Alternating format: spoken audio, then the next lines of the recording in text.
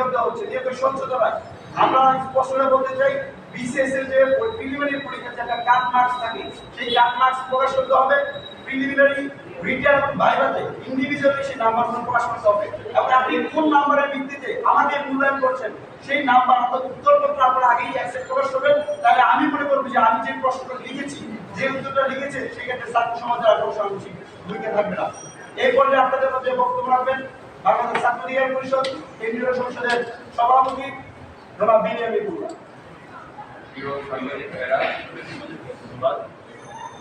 সরকারি চাকরিতে আবেদন ফি কমানো সহ 4 দফা দাবিতে বাংলাদেশ ছাত্র লীগ পরিষদের পক্ষ থেকে সংবাদ সম্মেলনের আহ্বান করা হয়েছে। বাংলাদেশের সরকারের যখন দায়িত্ব বেকারদের বেকারত্ব ঘোচানো, প্রত্যেকই যখনই কোনো সরকার আসে, কেউ বলে ঘরে ঘরে চাকরি দেওয়া হবে, কেউ বলে আমরা ক্ষমতায় আসলে আর কোনো বেকারত্ব থাকবে না। যখন তারা ক্ষমতায় আসে তখন আর বেকারদের খোঁজখবর নেওয়া তাদের সময় থাকে। যেখানে বেকারদেরকে বেকার ভাতা দেওয়ার কথা, তাদের কর্মসংস্থান তৈরি করার কথা, তাদেরকে উদ্যোক্তা হওয়ার জন্য সরকারের পক্ষ থেকে আর্থিকভাবে সহযোগিতা করার কথা, সেখানে আমরা বাংলাদেশে দেখি হাজার হাজার লক্ষ লক্ষ কোটি টাকা পাচার হয়ে যায় এবং সেই পাচারকৃত টাকা উদ্ধারও করা যায় না। আর বাংলাদেশে লক্ষ লক্ষ বেকাররা তারা রাস্তায় রাস্তায় গুমরে কাঁদে, তাদের চোখে জলও তারা মানুষকে দেখাতে পারে। একটা গান মনে হয় এখনো আপনাদের অনেকের মনে আছে, হ্যাঁ, বেলা বসে গান মনে আছে না?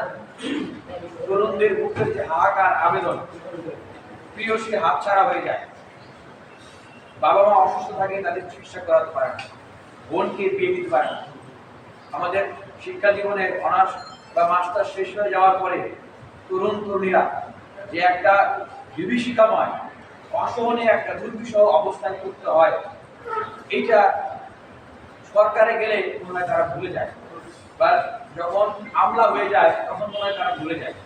তবে আমরা মনে করে দিতে চাই যে সরকার গঠিত হয়েছে, সেই সরকারের অনেক উপদেষ্টারা রয়েছেন যারা ছাত্র অধিকার পরিষদের সাথে একসাথে কাজ করেছে এবং ছাত্র অধিকার পরিষদের নেতা ছিলেন।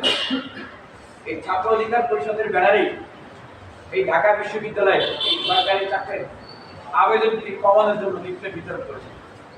একসাথে আমরা কর্মসূচি পালন করেছি। আশা করি সরকারে গিয়ে তারা একটু ভুলে যাবেন না।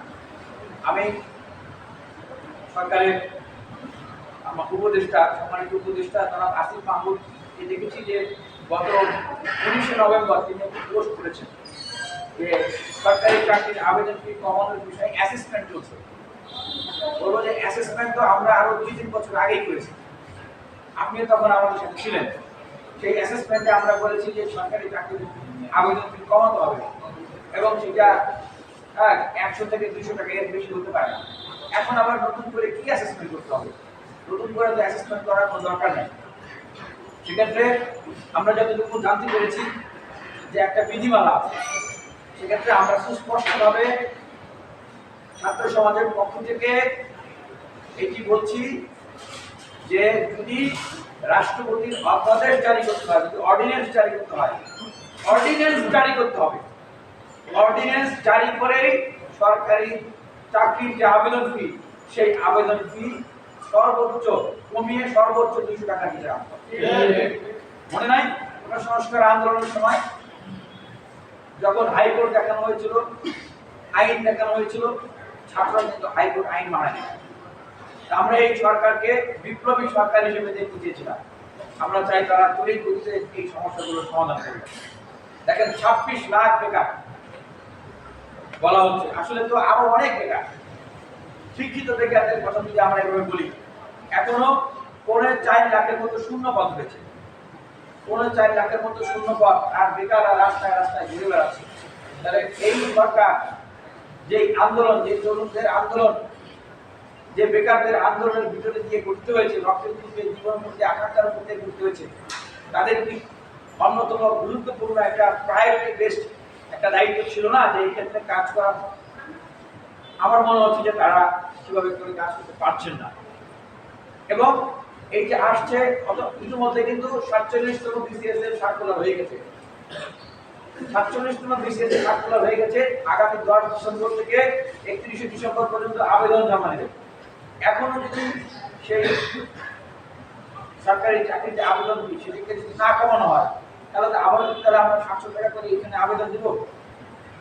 এটি কিন্তু সুস্পষ্টভাবে আমরা বলছি যে এই বিষয়ে সরকার যদি মনোযোগ না দেয়, হ্যাঁ, তড়িৎ গতিতে পদক্ষেপ গ্রহণ না করে আমরা কিন্তু বিশ্ববিদ্যালয় থেকে আন্দোলন করব। বাংলাদেশ আন্দোলন দেয়, আমরা মনে করি না আন্দোলন করতে হবে, কিন্তু যদি করতে হয় আমাদেরকে করতে হবে। কারণ যখনই যারা সরকারে যায় তারা আন্দোলন না করলে তাদের কানে আসতে পারি যায় না।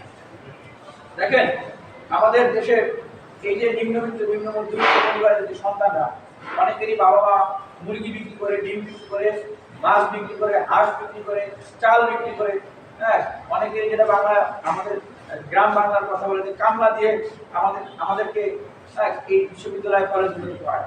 যারা আজকে উপদেষ্টা হয়ে গেছেন, হ্যাঁ, তারাও কিন্তু এই আমাদের মধ্যে এরকম ফ্যামিলির সন্তান। সুতরাং আপনারা কিন্তু মাশাআল্লাহ উপদেষ্টা হয়ে গেছেন।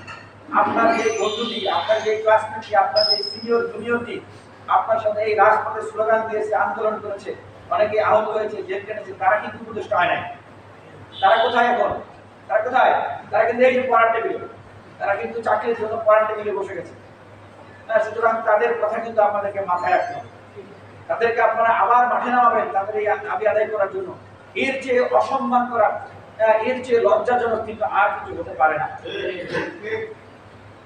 আর অনেকেই আমরা দেখছি যে পিএসসিতে নতুন চেয়ারম্যান এসছেন, ঢাকা বিশ্ববিদ্যালয়ের দক্ষিণ প্রশ্ন বিভাগের সাবেক চেয়ারম্যান অধ্যাপক মোবাশ্শর মুনায়েম স্যার। আমরা তার প্রতি আহ্বান জানাবো যে যেই নিয়োগগুলো স্থবির অবস্থায় রয়েছে, অনুগ্রহ করে আপনি এই নিয়োগের কাজগুলো দ্রুত করবেন এবং অবশ্যই পিএসসির ভিতরে এখনো যে দুর্নীতি মাত্রা রয়েছে, স্বৈরাচারের দোসররা যারা রয়েছে তাদেরকে আপনি অপসারণ করবেন। হ্যাঁ, আমরা লিস্ট ধরে সবার নাম বলতে চাই না। গোয়েন্দা সংস্থার কাছে, সরকারের কাছে তাদের তালিকা আছে, লিস্ট আছে। দুজনের নাম বলে উল্লেখ করি যে আমরা বোগাস কথা বলছি না। যেমন আলীম নামে একজন আছেন, তিনি শিক্ষামন্ত্রী দীপু মনির পিএস ছিলেন। এখন প্রশ্ন, যে ব্যক্তিটি শিক্ষামন্ত্রী দীপু মনির পিএস ছিলেন ওই ব্যক্তি তো এখন চাকরিতেই থাকার কথা না, তার তো চাকরিতেই থাকার কথা না, তিনি এখনো পিএসসিতে কিভাবে? তাহলে সেই পিএসসি কি আসলে সঠিকভাবে চলবে বলে আমরা মনে করি? চলবে না। আসমাউল হুসনা লিজা, তিনি এই ইমাম, তাকে বলা হতো হাতে টাকা ইমাম। তিনি বলছিলেন তোমরা খালি হাতে কোনোভাবে পার হয়ে আসো, বাকিটুকু পার করে দেওয়ার দায়িত্ব আমাদের। আপনি কি বলেছিলেন? উনি তো এই কাজই করতেন, টাকা নিয়ে নিয়ে এই পিএসসি এই নিয়োগ ব্যবস্থাটাকে ধ্বংস করে দিয়েছিলেন। তার ক্লোজ কন্ট্যাক্ট হ্যান্ডিব্যাগ বলা যায় আসমাউল হুসনা লিজা, তিনি এখনো পিএসসিতে কর্মরত অবস্থায় আছেন। তিনি এগুলো কিভাবে হতে পারে? এবং এখানে 29তম বিসিএস এর আপনার 31 কর্মকর্তার নিয়োগ অবৈধ। হাইকোর্টের এক রিটের পরিপ্রেক্ষিতে এই রায় দেওয়া হয়। সেই 31 জন কর্মকর্তা এখন কোথায় আপনারা জানেন? এটা জানতে হবে। এই অবৈধ কর্মকর্তারা যদি এখনো সরকারে থাকে তাহলে সরকার কি করতেছে? আমি পিএসসি চেয়ারম্যান মহোদয়ের কাছে আমি আবেদন জানাবো যে আপনি তড়িৎ গতিতে আপনি অ্যাকশনে যাবেন। আমরা একটা অ্যাকশন সরকার দেখতে চাই। আগে দেখলাম যে তন্ত্রমন্ত্র জাদু করা, শোনা করা, কি দেখাচ্ছে, ঘুরাচ্ছে কিভাবে চাকরি হয়, আর বুঝাচ্ছে যে না আমরা সব স্বচ্ছভাবে নিয়োগ দিয়েছি। হ্যাঁ, তো এই ধরনের তন্ত্রমন্ত্র জাদুটোনা করে আমাদেরকে শান্ত রাখা যাবে না। আমরা তড়িৎ গতির অ্যাকশন চাই। আর আমরা অতি শীঘ্রই